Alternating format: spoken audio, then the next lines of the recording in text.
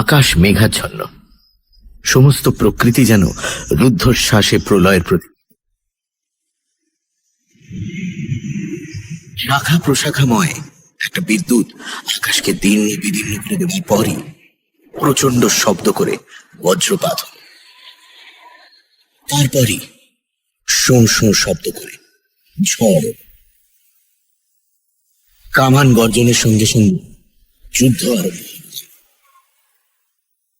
সোনাটুপি গ্রামের প্রান্তে যে অরণ্যটা আছে তার গাছগুলো হাহাকার করতে লাগে। অরণ্যের পাশেই প্রকাণ্ড প্রান্তর। দুটো শেয়াল জঙ্গল থেকে বেরিয়ে মাঠের উপর দিয়ে ছুটে বেরিয়ে গেল। কাক বক উঠতে লাগলো বিভ্রান্ত হয়ে। তারপর বৃষ্টি নাম, বেশ মুষলধারে। ঝড় বৃষ্টি দুটো সমানে চলতে লাগলো। অন্ধকারও ঘনিয়ে এলো ক্রমশ। গাছের ডালপালা ভেঙে ছড়িয়ে পড়ল। মনে হলো মৃত সৈনিকের দল আছড়ে আছড়ে পড়ছে। ঝড় বৃষ্টি আর অরণ্য মিলে শব্দেরও বৈচিত্র্য সৃষ্টি করল। কখনো মনে হচ্ছিল কেউ যেন অট্টহাস্য করছে, পরক্ষণে মনে হচ্ছিল কাঁদছে। আর্তনাদের সঙ্গে কি কি হাসি, হাসির সঙ্গে হাততালির সঙ্গে ডম্বরুনি নাদ যে পরিবেশ সৃষ্টি করল, তা আতঙ্ক। এতক্ষণ কোন মানুষ দেখা যায়নি, কিন্তু এইবার দেখা গেল। বনওয়ারি বেরোল জঙ্গল থেকে, ছুটে বেরোল যেন পালাচ্ছে। অদ্ভুত চেহারা, মুখময় গোপ দাড়ি, মাথায় প্রকাণ্ড পাগ, কাঁধে প্রকাণ্ড বোঁচকা, হাতে ব্যাগ, ফুল প্যান্টের উপর লম্বা ঝোলা কোট পড়েছে, পায়ে বুট জুতো। মাঠের মধ্যে পড়ে সে ছুটতে লাগলো আর মাঝে মাঝে পিছু ফিরে চাইতে লাগলো। তার পেছনে কেউ ছুটছিল না, কিন্তু বনওয়ারির ভাবভঙ্গি দেখে মনে হচ্ছিল তার যেন আশঙ্কা হচ্ছে কেউ তাড়া করে আসছে। মাঠের অপর প্রান্তে ঘর ছিল একটা বড় বাড়ি। বনওয়ারি সেই দিকে ঘুরতে লাগলো। বড় বাড়িটা নীলকুঠি ছিল একখানে। এখন ওটা স্থানীয় জমিদারের সম্পত্তি। জমিদার কলকাতায় থাকে, সুতরাং বাড়িটা পোড়ো বাড়ি হয়ে গেছে। কিন্তু সেকালের বাড়ির গাঁথনি কাজেই একেবারে পড়ে যায়। দেওয়ালগুলো খাড়া আছে, কপাট জানলাগুলো আছে। পশ্চিম দিকের ঘরের কপাট জানলা চোরে খুলে নিয়ে গেছে, কিন্তু উত্তর দিকের ঘর, দক্ষিণ দিকের ঘর আর পূব দিকের ঘর ঠিক আছে। পূব দিকের ঘরটাই বড়, হলের। তার সামনে একটা চওড়া বারান্দা, বারান্দার উত্তরে আর দক্ষিণে ঘর। বনওয়ারি ছুটতে ছুটতে এসে পূব দিকের ঘরের সামনে চওড়া বারান্দাটাতে উঠে হাঁপাতে লাগলো।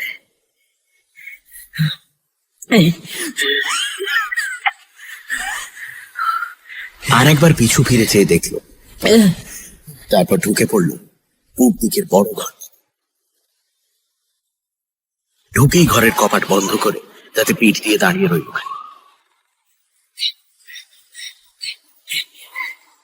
উৎকণ্ঠ হয়ে দাঁড়িয়ে রইল। বাইরে ঝড় বৃষ্টির তুমুল গর্জন হচ্ছিল, কিন্তু বনওয়ারি তা শুনছিল না।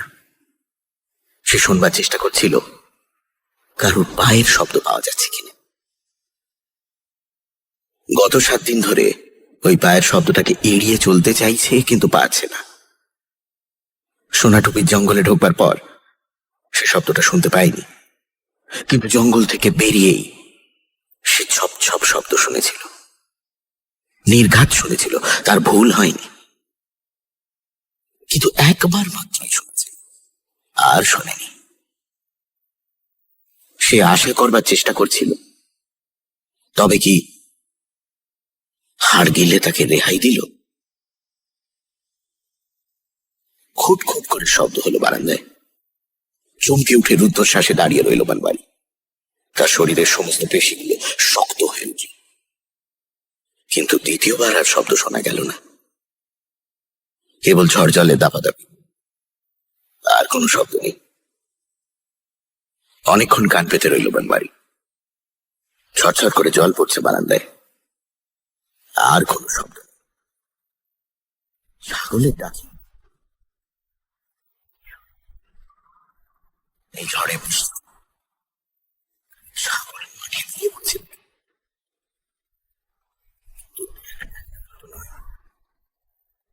অনেক ছাগলের ডাক। তারপর বাড়ি বুঝতে পারল ব্যাং ডাকছে। আরো মিনিট খানিক দাঁড়িয়ে রইল সে। তারপর তার মনে হলো সমস্ত রাত তো কপাটে পিঠ দিয়ে দাঁড়িয়ে থাকা যাবে না। ভেতরে ঢুকে সে পিঠের বোঁচকার ব্যাগটা নামিয়ে রাখল। সঙ্গে সঙ্গে দমন করে খুলে গেল।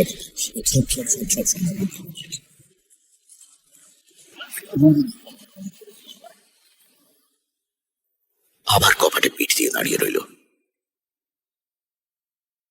হার্গিলের চেহারাটা স্পষ্ট উঠল তার মনে। ওর আসল নাম দান্দান। ভালো নাম ছিল দনুজারি, কিন্তু তার চেহারার জন্য সবাই ওকে হার্গিলে বলে ডাকত। হার্গিলের মতোই দেখতে, লম্বা লিকলিকে, কিন্তু কোমরের ওপর থেকে মাথা পর্যন্ত এক সরল রেখা নয়, দুবার বেঁকেছে। কোমর থেকে ঘাড় পর্যন্ত একটা বাঁক। হঠাৎ মনে হয় যেন গুঁজো। এই বাঁকটার উপরেই ছুরি মেরেছিল বানমারি। আর দ্বিতীয় বাঁকটা ঘাড় থেকে মাথা পর্যন্ত, কিন্তু এই বাঁকটা উল্টো। লম্বা ঘাড়টা ভেতরের দিকে ঢুকে গেছে আর গলার দিকটা বেরিয়ে পড়েছে সামনের দিকে। মনে হয় কেউ যেন ওর ঘাড়ে লাথি মেরে সামনের দিকে বাঁকিয়ে দিয়েছে গলাটা। গলাটা অসম্ভব লম্বাও, সাঁকিটা বেশ উঁচু। খাঁড়ার মতো নাকের সঙ্গে সেটা যেন পাল্লা দিয়ে বড় হয়েছে। গায়ের রং ফর্সা, ফর্সা নয় হলদে। কপাল উঁচু, চোখ দুটো কটা, মনে হয় যেন ঠিকরে বেরিয়ে আসছে। ভুরু নেই। চোখ মুখে কেমন যেন একটা বকের ভাব।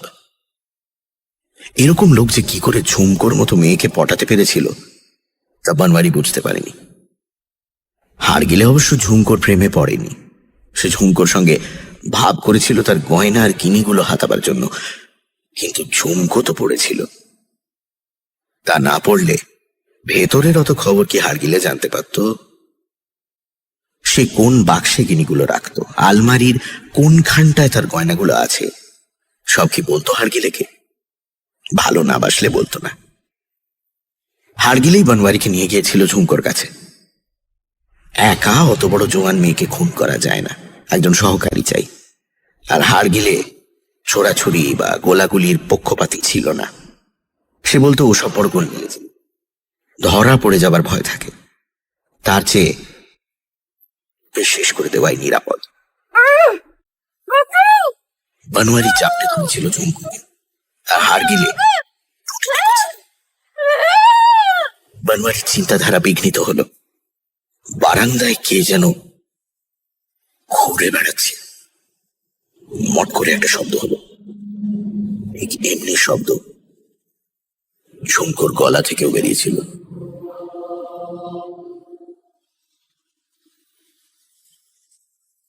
কাঠ হয়ে দাঁড়িয়ে রইল বানওয়ারি। তারপর হঠাৎ তার মনে পড়ল তার পকেটে টর্চ আছে, তার ঝোলের মধ্যে লণ্ঠনও আছে একটা। টর্চটা ভেতরের পকেটে ছিল, খুব বেশি ভেজে জ্বালা গেল। জেলেই নিশ্চিন্ত কপাটে ঘিন ছিটকিনি দুই আছে, তাড়াতাড়ি লাগিয়ে দিল। তারপর ঝোলাটার ভেতর থেকে লণ্ঠনটা বার করলো। আলাদা একটা বোতলে কেরোসিন তেলও ছিল। গত 15 দিন থেকে সে পালিয়ে বেড়াচ্ছে। কত অজানা জায়গায় রাত কাটাতে হয়েছে, আরো কত রাত কাটাতে হবে তা ঠিক।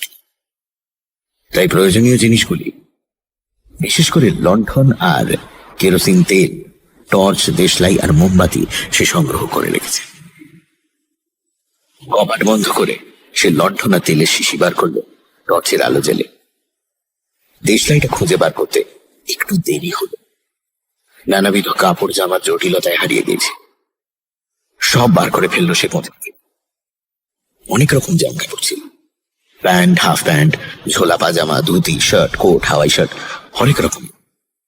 রঙিন চশমাও ছিল দু তিনজন। বৃষ্টিতে সমস্ত ভিজে গিয়েছিল। বনমালী ক্রমাগত পোশাক বদলে বদলে বেড়াচ্ছিল। তার ধারণা হয়েছিল পুলিশ তো বটেই, হাড়গিলের প্রেতাত্মাও পোশাক বদল করলে বোধ হয় তাকে চিনতে পারবে। যদিও সে বারবার নিজের সঙ্গে তর্ক করছিল যে ভূত টুত সব কুসংস্কার, মৃত্যুর পর আর কিছু থাকে না, কিন্তু তবু সে সাবধানতা অবলম্বন করতে ছাড়েনি। টর্চের আলোতেই তাড়াতাড়ি লণ্ঠনে তেল ভরে ফেলল সে। টর্চের আলোটাও ক্রমশ ক্ষীণ হয়ে আসতে লাগলো। টর্চটা সে নিভিয়ে রেখে দিল। একটু আলোর সম্বল রাখা ভালো। দেশলাইটা জ্বলবে কি? বড্ড ভিজে গেছে। তবু সে চেষ্টা করতে ছাড়ল না।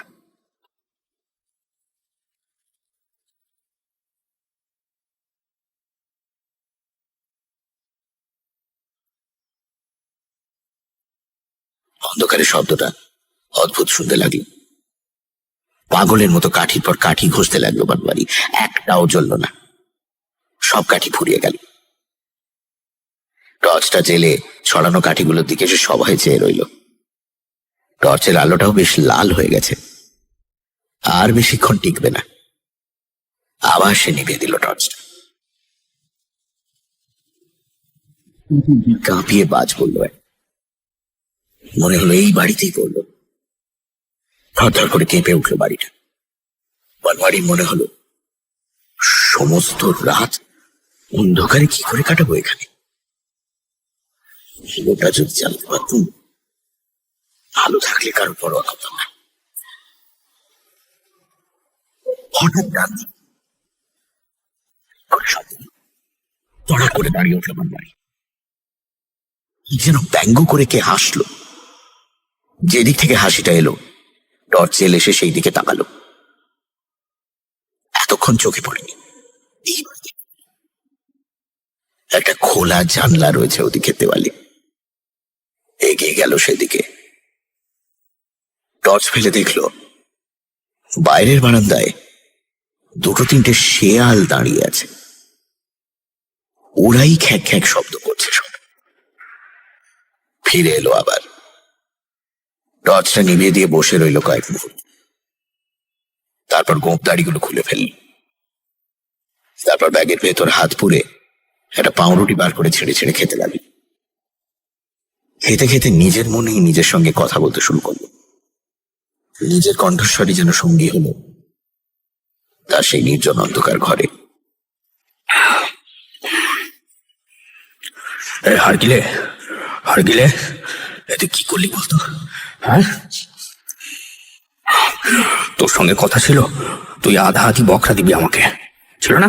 হ্যাঁ, কিন্তু মাত্র 20 টাকা দিয়ে তুই আমায় বিদে করে দিলি কোন আক্কেলে? হ্যাঁ, আমি কি কুলি? আমি কুলি? আমি সাপটে না ধরলে তুই ওর গলা টিপতে পারতিস, আর তুই আমাকে এই কলা দেখালি। কেমন মজাটা টের পাইয়ে দিলাম। হ্যাঁ, ছুরির একটা ঘায়ে তো কাত হয়ে পড়লি। আমার সঙ্গে চালাকি, চালাকি। গয়না গিনি সব পুঁতে রেখে এসেছি। পুলিশ খুন করেও জানতে পারবে না। দিন কত গা ঢাকা দিয়ে আবার ফিরে যাব।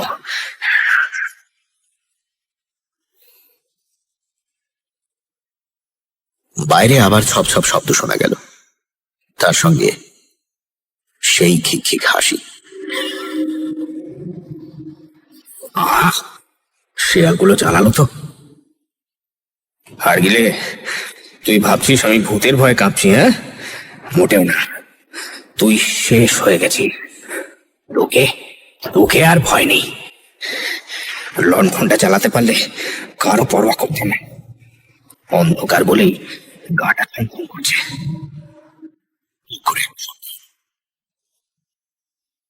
মেঝেতে কি জানি পড়ল। টর্চটা মুঠ হয়ে চেপে ধরে তড়াক করে উঠল বনমালী। তারপর চাললো টর্চ। যা দেখলো তাতে তার মুখটা হয়ে গেল। মেঝের মাঝখানে দেশলাইয়ের বাক্স পড়ে আছে।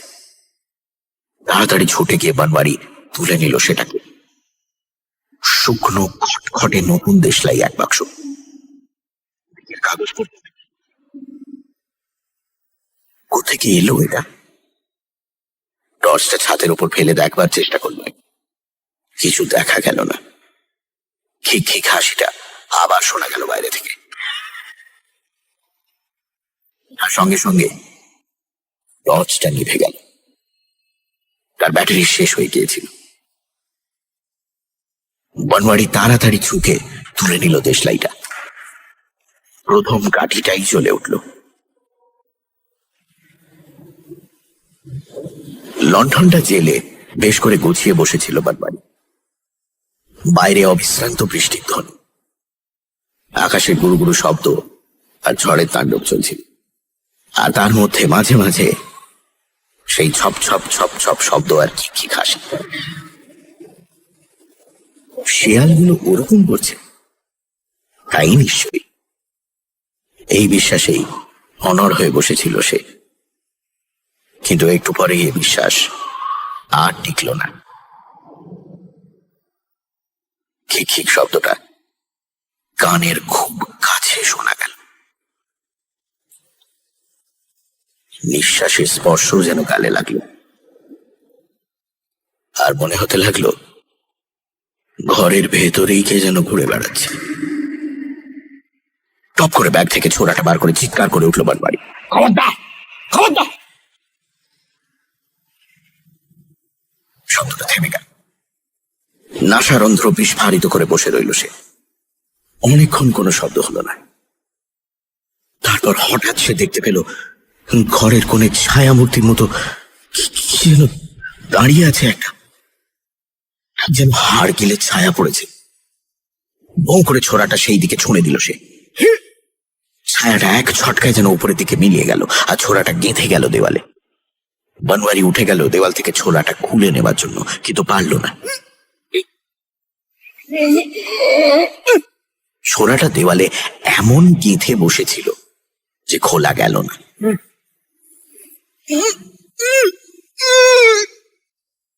টানাটানি ধস্তাধস্তি চরম করলো বনওয়ারি, কিন্তু কিছুতেই তুলে নিতে পারল না ছোড়াটা। মনে হলো ভেতর থেকে ছোড়াটাকে কে যেন শক্ত করে ধরে রেখেছে। ছোড়াটা ছেড়ে দিয়ে এক দৃষ্টি তার দিকে সবাই চেয়ে নিল। ছোড়ার বাটনা বনওয়ারির মনে হলো যেন বলছে, না না, পারবে না, ছেড়ে দাও। ঠিক এই সময় খিক খিক হাসিটা আমার কানের পাশে শুনতে পেল সে। লাফিয়ে চলে গেল। খানিক্ষণ চেয়ে রইল ছোড়াটার দিকে, আর একবার চেষ্টা করলো। দাঁতে দাঁত চেপে প্রাণপণে টানতে লাগলো। টানতে টানতে হঠাৎ হাত ফসকে গেল তার, আর দম করে নিজেই পড়ে গেল মেঝের উপর। ছোড়ার ভাটনা দুলে দুলে বলতে লাগলো, না না না না, আর সঙ্গে সঙ্গে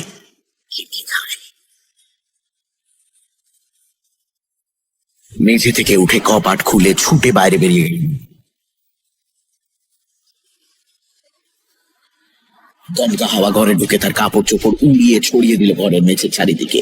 লণ্ঠনের শিখাটা কাঁপতে লাগলো, কিন্তু নিবে না। তার আগেই বনওয়ারি ঘরে এসে ঢুকলো। প্রকাণ্ড লম্বা একটা গাছের ডাল টানতে পিটিয়ে লম্বা করে দেবো হারামজাদাকে। উচ্চ কণ্ঠে স্বগত কি করে কপাটটা আবার ভালো করে বন্ধ করে দিল। তারপর লম্বা ডালটা রাখলো, কাপড় চোপড় গুলো গুছিয়ে বোঝকায় পুরো ফেল। তারপর ঘরের মাঝখানে গুম হয়ে বসে রইল ভ্রুকুঞ্চিত। অনেকক্ষণ চুপ করে বসে রইল সে, কোনো সাড়া শব্দ নেই। ক্রমশ ঘুম পেতে লাগলো তার, ঢুলতে লাগলো। হঠাৎ চমকে উঠল। মনে হলো হল ঘরের আর একটা কোণে কথা করছে। লম্বা ডালটা তুলে তেড়ে গেল সেদিকে।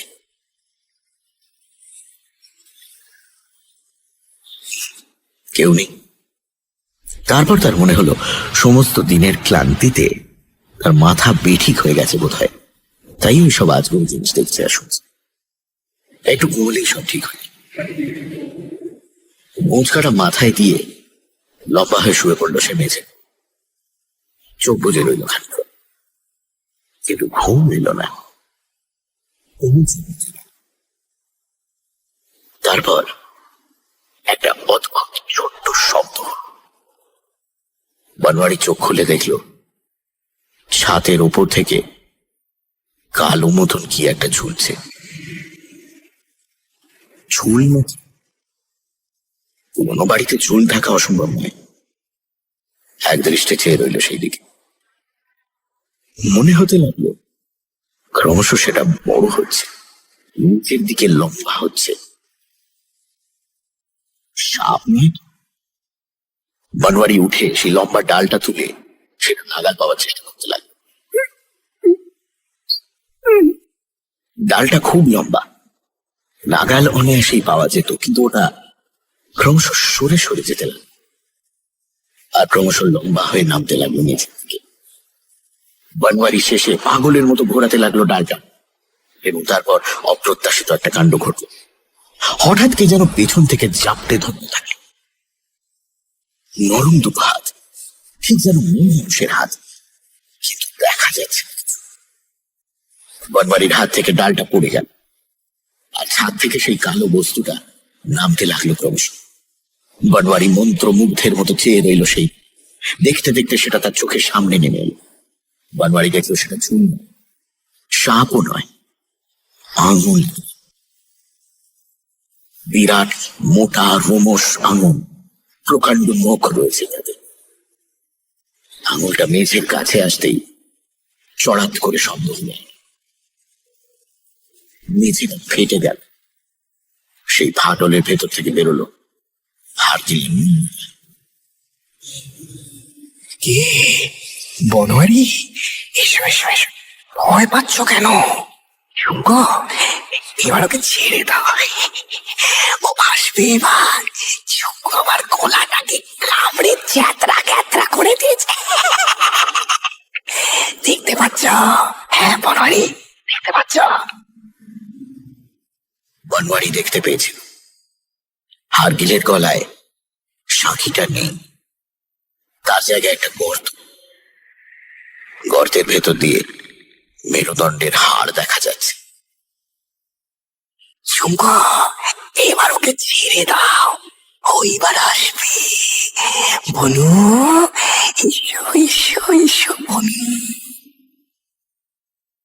অদৃশ্য হাতের বন্ধন শিথিল হয়ে গেল। অদৃশ্য এবার দৃশ্য হল। বনওয়ারি ঘাড় ফিরিয়ে দেখল ঝুমকো দাঁড়িয়ে আছে। তার ঘাড়টা নিচে বেঁকে গেছে, জিভটা বেরিয়ে ঝুলছে, মুখময় ভেনা, চুলগুলো এলোমেলো। তারপর বনওয়ারি অনুভব করলো হার্গিলে তার হাত ধরে টানছে, আর ঝুমকো ঠেলছে তাকে পেছন দিক থেকে।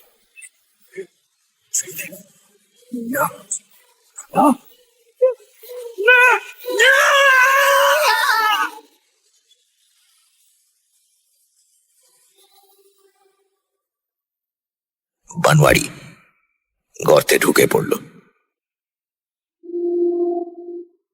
ফেরারি আসামি বনওয়ারির মৃতদেহ 7 দিন পরে পুলিশ আবিষ্কার করলো ওই ঘরের মধ্যে।